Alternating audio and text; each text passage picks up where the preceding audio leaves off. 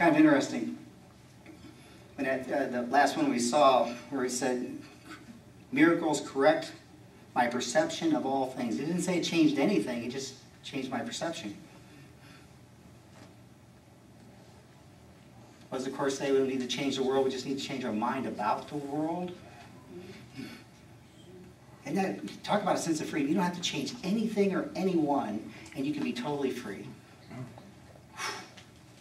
Nobody has to change anything in order for me to have tranquility, peace, and joy.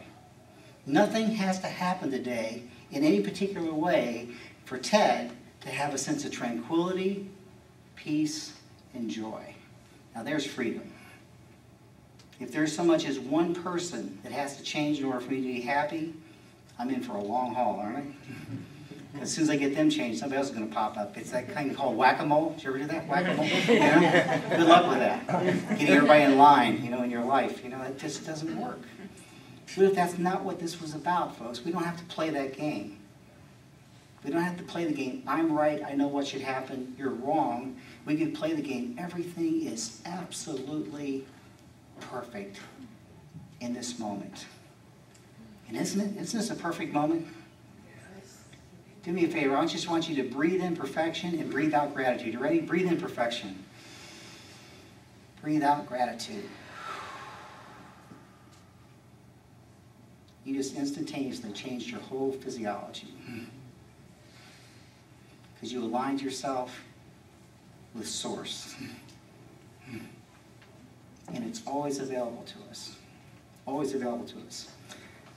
The last thing we want to close with, I want to give you an example of what it looks like when you can look at the almost unthinkable and still say there's something here to be grateful for.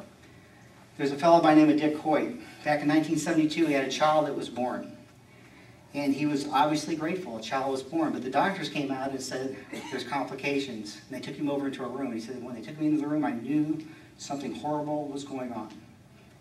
Took him in the room, sat him down. He said, you have a son, but he is quadriplegic. He will never have control over his body at all, ever.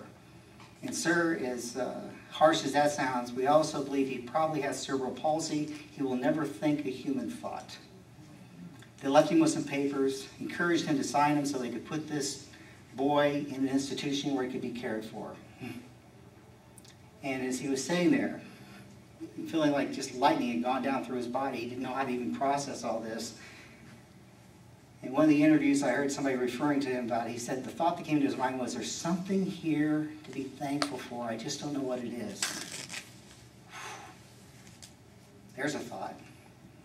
There's something here to be thankful for, I just don't know what it is. So when they came back, he said, we're taking the boy home, and his name is Ricky. He's not a male body with quadriplegic and cerebral palsy tendencies. He is a child, and his name is Ricky, and we're taking him home.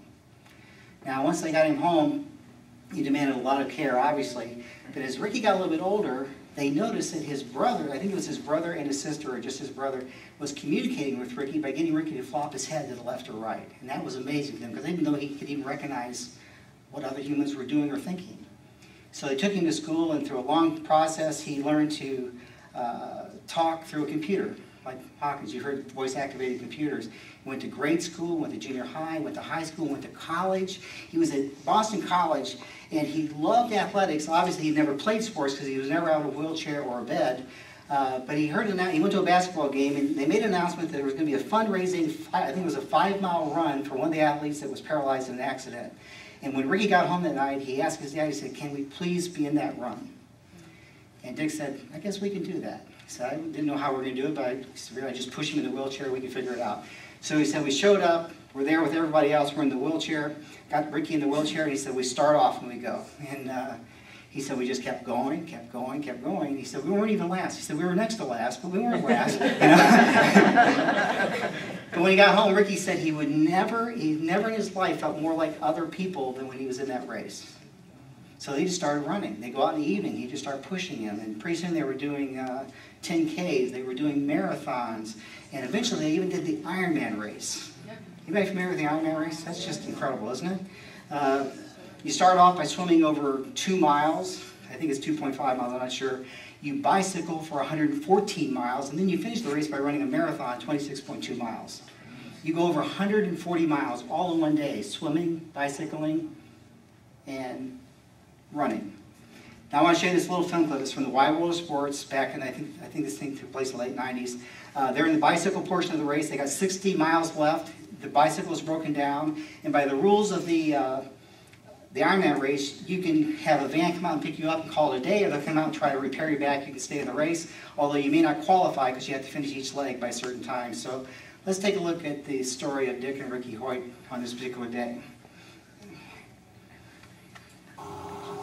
There is not another bike in sight except the one that belongs to the Hoyts. With patience as strong as their resolve, Dick and Ricky have waited 30 minutes for help, knowing that the time lost could cost them a chance at finishing.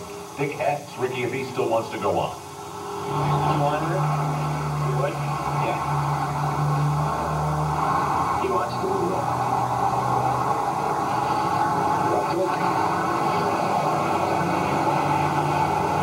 Just like that, no hesitation, the decision is made. Care, respect, love.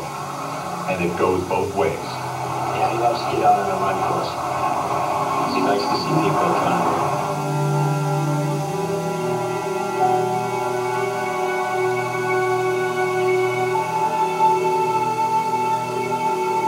Rick, to me, is the competitor.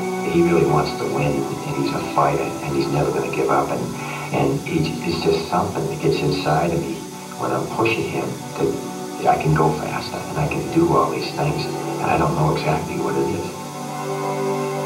They'll spend at least 17 hours today together. How many fathers and sons have a time of mutual achievement like that? Is that not something to cherish in any family? You know, I have thought long and hard about what I would do if I wasn't in a wheelchair. I love sports, so maybe I would play hockey, basketball or baseball, but then I thought about it some more, and what I would probably do first is tell my dad to sit down in the wheelchair, and now I would push him. It's Rick and I out there competing together, and it has really helped me because I feel like I'm in the best shape of my life. And I am 59 years old, and it makes me, and I feel like I've got a body of a 22-year-old person. And it's all his fault.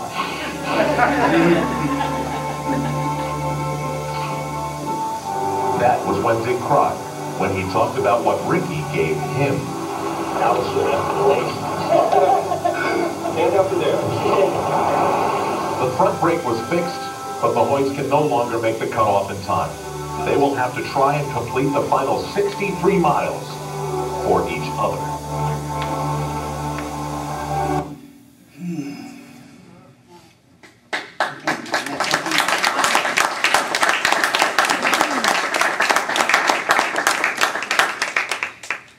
Every time I see that story, and I've seen it many times, I use the clip in a lot of different presentations for different things we talk about. But I always come away thinking to myself, Ted, what could you possibly complain about that would make any sense at all? What would that even be? What could I possibly complain to you about that would make any sense at all? And how many blessings have I kept from my life because I was too busy judging, pushing, resisting? And all the time the divine was saying, I have so much for you. Don't be fooled by the appearance. I come in many forms. Look beyond the appearance. See the perfection. Express the gratefulness. And miracles upon miracles upon miracles unfold before us and within us. Thank you so much for your time and attention.